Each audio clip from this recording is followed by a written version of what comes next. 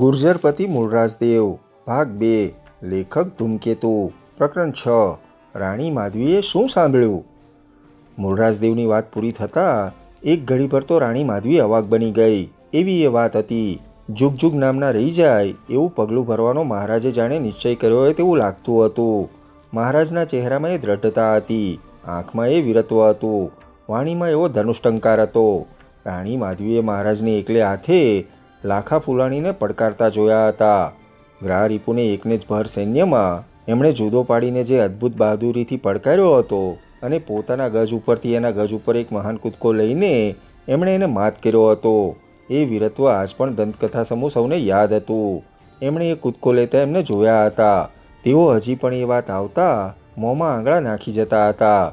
પણ અત્યારની મહારાજની આ વાત તો ન ભૂતો ન ભવિષ્યથી એના જેવી હતી. મહારાજની હવે જુવાની ન હતી. આ સાહસનો વિચાર તો માત્ર મહારાજની કલ્પનામાં જ આવી શકે. માધવી તો ઘડીભર મહારાજના જીવનનો વિચાર કરતા સ્તબ્ધ જેવી બની ગઈ. એ બોલી જ શકી નહીં. એને થયું આ તો યુદ્ધનો રણરંગ એક અનોખી જ ઘટના આપી જશે એમ લાગે છે. એ લોકકથામાં હંમેશા યાદ રહી જશે. હજારોને ભવિષ્યમાં પ્રેરણા આપશે. પણ એમાં મહારાજના જીવન મરણનો પ્રશ્ન હતો. ભારે ભયાનક સાહસ એમાં હતું. કોઈ દિવસ આવો રણરંગ કોઈએ નિરખ્યો નથી. કોઈ હવે આવો રણરંગ નિરખવાનું પણ નથી. એવો અનોખો આ રંગ હતો. કોઈને એ નિરખવા મળવાનો નથી. કોઈ દિવસે ફરીને આવવાનો નથી. એક અનોખી જ વાત મહારાજે કહી હતી. વાત ભારે આકર્ષક હતી. પણ એમાં પ્રશ્ન હતો, માત્ર જીવન મરણનો જ નહીં, રાજનો, દુર્ગનો, પાટણનો, પ્રજાનો, પોતાના આજ દિવસ સુધીના મહારાજના મહાન પરાક્રમોનો, એ સિદ્ધિ મેળવી એ બધાનો, જાણે એક જ ક્ષણે આ પાર કે તે પાર એવો હિસાબ એમાં હતો.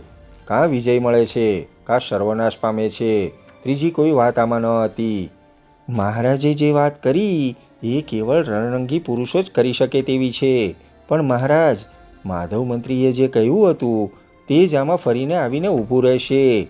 આપણી વર્ષોની મહેનત, વર્ષોની સ્વપ્નભૂતિ હતી ન હતી થઈ જાય છે. રાણી, જોખમ લેવા વખતે જે જોખમ લેતો નથી તે છેવટે એવો નષ્ટ થાય છે કે એનું નામ નિશાન પણ રહેતું નથી. આ વાત એવી છે. રાજનીતિ આ છે. જે જોખમ લઈ શકે છે તે જીવે છે. નિર્માલ્યો તત્કાલ પગલાં લેતા નથી ને મરે છે. આપણે આ જોખમ લેવું જ રહ્યું. પણ મહારાજ, સેંકડો હજારોના સૈન્યની વચ્ચે થઈને વિગ્રહરાજની પોતાની શિબિરમાં એને પડકારવો, તે પણ મધરાતે, તે પણ સશસ્ત્ર, આવી વાત કોઈએ કોઈ દિવસ ક્યાંય કરી છે ખરી? કોઈએ નથી કરી તેથી શું, આપણે પણ ન કરવી. પણ મહારાજ, એ તો હાથે કરીને બંધનમાં મૂકવા જતા હોઈએ તેવું થાય છે. વિગ્રહરાજનો એક અવાજ અને હજારો સૈનિક દોડતા આવશે. આપણી પાસે સૈન્ય નહીં હોય. આપણે તો એકલા જ જવાની વાત છે. હા, વાત તો એકલા જ જવાની છે. તો જ એ વાત છે. એકલા જવું અને તે પણ રાત્રે? હા, રાત્રે. દિવસે આવા કામ થાય નહીં. અને તે પણ સશસ્ત્ર? હા, સશસ્ત્ર. શસ્ત્ર વીણતો જઈને પણ શું કરવાનું હતું? તો પ્રશ્ન જ જીવવું કે મરવું, મરવું કે મારવું એનો છે. અને વિગ્રહરાજની હજારોની સેના વીંધીને જવાનું? એ તો એમ જ હોય ને. હજારોની સેના વીંધીને જવાનું. ગ્રહરિપુને પડકાર્યો ત્યારે સેના તો હજારોની ચારે બાજુ હતી ના. પણ ત્યારે તો પાટણ પતી. આ તો તમે બંધનમાં મુકાઈ જવા માટે દોડી રહ્યા છો. હાથે કરીને બંધનમાં મુકાવા માટે. તમારી એ વાત સાચી છે મહારાણી. આપણે હાથે કરીને બંધન લેવા માટે દોડવાનું છે. અને તમે ધારો છો વિગ્રહરાજ બંધન નહીં આપે એમ? ન આપે તો એ રણયોદ્ધો, આપે તો એ યોદ્ધો પણ નહીં. પણ મહારાજ, વિગ્રહરાજ એ ગ્રહરિપુ નથી. એ કચ્છનો લાખો ફૂલાણી નથી. એ સેનાપતિ માહેશ નથી. અને એ તેલપ પણ નથી. વિગ્રહરાજને બદલે તેલપ હોત તો હું એના રણરંગી સ્વભાવ ઉપર વિશ્વાસ મૂકું નહીં. આ તો રણરંગી પુરુષ છે, રણયોદ્ધો છે, રણભૂમિની ગૌરવ છટા જાણનારો છે. એ કેવળ મરવા મારવામાં માનનારો ખૂની જેવો રણપુરુષ નથી. એટલે જ આ વાત મેં માથા ઉપર લીધી છે. એના નવરાત્રિ મહોત્સવમાંથી જ મને એ મળી આવી છે. અડધી રાત્રે અચાનક એની જ શિબિરમાં, એના જ શયનગૃહમાં એને સૂતો જગાડીને આપણે બધી વાત કરવાની છે. અને એ તમારી વાત સાંભળશે એમ? હા, એ વાત સાંભળશે. એની સાથે મારે યુદ્ધની જ વાત કરવાની છે, બીજી કોઈ વાત નથી કરવી. ધારો કે એ વાત સાંભળે જ નહીં, અથવા સાંભળે અને એ પ્રમાણે કરે નહીં, દ્વંદ્વયુદ્ધ લેવા તૈયાર થાય નહીં, તો એ તમને બંધનમાં જ મૂકી દેવાની વાત કરે તો એ રણરાજવી નથી. અરે, રણરાજવી તો એ રહે કે ન રહે એ વાત તો પછીની થઈ, પણ એક વખત તો એના એક અવાજ સાથે હજારોનું સૈન્ય દોડે તેનું શું? એ મહારાજને બંધનમાં નાખી દે એનું શું? અને મોટું યુદ્ધ કરવા જતાં તો બારપનો બીજો હલ્લો આવી પડે તેનું શું? જે માટે થોભ્યા, રાહ જોઈ એ જ વાતનો અંત આવે. મહારાણી, જે માણસે આજ દિવસ સુધી રણરંગના ખેલમાં અસલી ચૌહાણ લોહી બતાવ્યું છે, તે માણસ આ નહીં કરે. મને વિશ્વાસ છે નહીં કરે. એ કામ કાયરનું છે, કેવળ વિજયમાં માનનારનું છે. કેવળ વિજયમાં માનનારો પણ એક રીતે કાયર છે, કૃપણ છે. તૈલપે કરે શું? એ કરવાનો જ છે. રાજા અવધ્ય છે, એ આર્ય સંસ્કાર છે. સાંબર રાજમાં એ છે, એ ઉદ્દાતતા વિગ્રહ રાજમાં છે. તૈલપમાં એ નથી, આવવાની પણ નથી. એણે કેટલા યુદ્ધ મુંજ સામે લીધા, પાર વિનાના. મુંજ દરેક વખતે જીત્યો, પણ મુંજ આ આવી રહેલા યુદ્ધમાં જીતે તો ભલે, હારીને ભાગે તો પણ ભલે. બાકી એ બંધનમાં આવ્યો તો એને અવધ્ય ગણે. એ ઉદ્દતતા તૈલપમાં ન મળે. એ એને હતો ન હતો કરી નાખશે. એ વિજયનું કામ છે. વિગ્રહરાજને બદલે તૈલપ જો અહીં હોય તો આપણે પણ રણમાં મરી ખૂટવાનું જ હોય. બીજી વાત કરાય જ નહીં. આ તો વિગ્રહરાજના રણરંગ ઉપર આપણે આ બધો મંદાર બાંધ્યો છે. પણ મહારાજ, માધવ મંત્રી અહીં નથી, જંબક ચાપોતકટ કોઈ નથી. મહારાજના સાનિધ્યમાં હું એકલી જ છું. મહારાજનું સૈન્ય છે, પણ મહારાજ, જવાબદારી તો મારી છે. માધવ મંત્રી જાણે તો મને શું કહે? ચાપોતકટ કેટલો ઉગ્ર થઈ જાય. મારું મન આ વાત માનતું નથી, છતાં મહારાજનો નિર્ણય જ હોય તો હું પણ સાથે આવું. એકલા તો મહારાજ હું તમને જવા નહીં દઉં. તમે પણ સાથે આવો એમ? હા. તો સાથે આવો.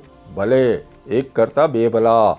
સંગ્રામ સોલંકીએ આ વિશે મને ઘણી માહિતી તો ભેગી કરી આપી છે.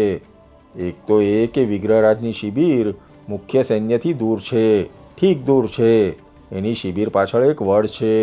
એ વડ ઉપર ઘણી વખત રાત દિવસ સંગ્રામ પોતે બેઠો પણ છે. હે મહારાજ, સાચું? એવું છે રાણી. તમે ખૂબ ચીવટ રાખો, ઘણો બંદોબસ્ત કરો, પણ ક્યાંક ને ક્યાંક કંઈક તો રહી જ જાય. સંગ્રામે જ આ બધી વાત મેળવી છે. એ વડ વિશે કોઈનું ધ્યાન જ ગયું નથી. સંગ્રામે આ વાત મને કહી તે પછી તો દિવસો સુધી એ મારા મનમાં રહી છે. આજે ઘાટ લઈને બહાર આવી છે. વિગ્રહરાજની પોતાની શિબિર ઉપર સેંકડો દ્વારપાલો રહે છે. ત્યારે એ દ્વારપાલો એક અવાજ થતાં દોડ્યા નહીં આવે? મહારાજને ભાગવાનો વખત મળશે. એ દોડ્યા આવે, પણ એક તરફ, પાછળના વડના ભાગ તરફ. એણે પોતે અચાનક કોઈ દગો ફટકો આવી પડે તો ભાગી જવા માટે એક ગુપ્ત, ન દેખાય તેવું એક જ નાનું દ્વાર રખાવ્યું છે. ત્યાં માત્ર એક જ વિશ્વાસુ દ્વારપાળ રહે છે. એ જબ્બરકાય પુરુષ છે. આપણે એ રસ્તે જવાનું છે. સંગ્રામ પણ આપણને એટલામાં જ ક્યાંક મળવાનો. માધવી સાંભળી રહી. મહારાજનો નિશ્ચય અફર હતો. ઘણા વખતથી એ મનમાં રહ્યો હતો, એટલે હવે તેઓ આમાંથી પાછા ફરે એ અશક્ય. અને છતાં પ્રશ્ન જીવન મરણનો હતો. માધવ મંત્રીએ ધાર્યું હતું કે વિગ્રહરાજ નવરાત્રિ મહોત્સવ માટે સાંભર જશે. મહારાજ બોલ્યા, પણ વિગ્રહરાજે તો મહોત્સવ અહીં રણભૂમિમાં કર્યો. જાણે શાકંભરી નગરી જ ઊભી કરી દીધી. માતાના નામે યુદ્ધ જ બંધ કર્યું. અને એમાં પાટણના સેનાપતિઓને પણ એણે બોલાવ્યા, નગરજનોને નિમંત્ર્યા, પાટણના નારીવૃંદને માન આપ્યું. એની એ જેવી તેવી ઉદ્ધતતા ન હતી. એ ઉદ્ધતતા એના સ્વભાવમાં છે. છેવટે તો એ રણ વિજયી, રણરંગી, રણખેલો, રણક્ષેત્રને જીવનથી પણ વધારે મોંઘું માનનારો રાજવી છે. માધવ મંત્રીએ ધાર્યું હતું તેનાથી તદ્દન જુદી જ વાત શાકંભરી પતિએ કરી. એટલે હવે આપણે વખત કાઢીએ એમાં વહેલે મોડે પાટણનું પતન થાય. અને એ પતન જેવું તેવું ન હોય. ચૌલુક્યનું રાજ જ આથમી જાય. આપણે પળ ખોવાની નથી. આપણે માટે આ જ પળ છે. હવે પછી આવી પળ મળવાની નથી. આ પળ આપણે જાળવી તો જાળવી, ને વિજય મેળવ્યો તો મેળવ્યો. નહીતર આપણે માટે અહીં ગુર્જર દેશમાં તો ક્યાંય સ્થાન નહીં હોય. મહારાણી, આ જોખમ ખેડ્યા વિના બીજો કોઈ રસ્તો મને નજરે પડતો નથી.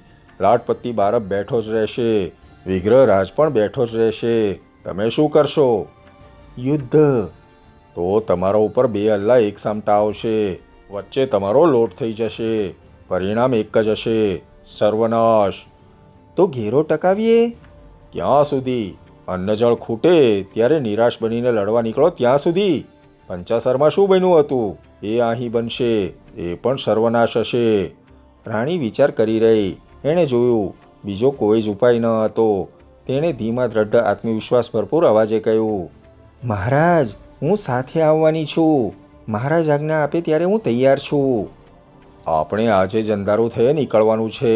સૈન્યને પણ પ્રયાણ માટેની આજ્ઞા આપી દેવાની. એ પણ ત્વરાથી પાછળ જ આવતું હશે. આપણે તો તરત પાટણના સૈન્ય સાથે બારપ ઉપર તૂટી પડવાનું છે. વિગ્રહરાજની વાત સમીસૂતર ઉતરે તો મને જાણે કોઈક કહી રહ્યું છે, એ સમીસૂતર ઉતરશે. તો કરી નાખો કંકુના મહારાજ, હું તૈયાર છું. ગમે તે પળે હું સાથે આવવા તૈયાર જ બેઠી છું.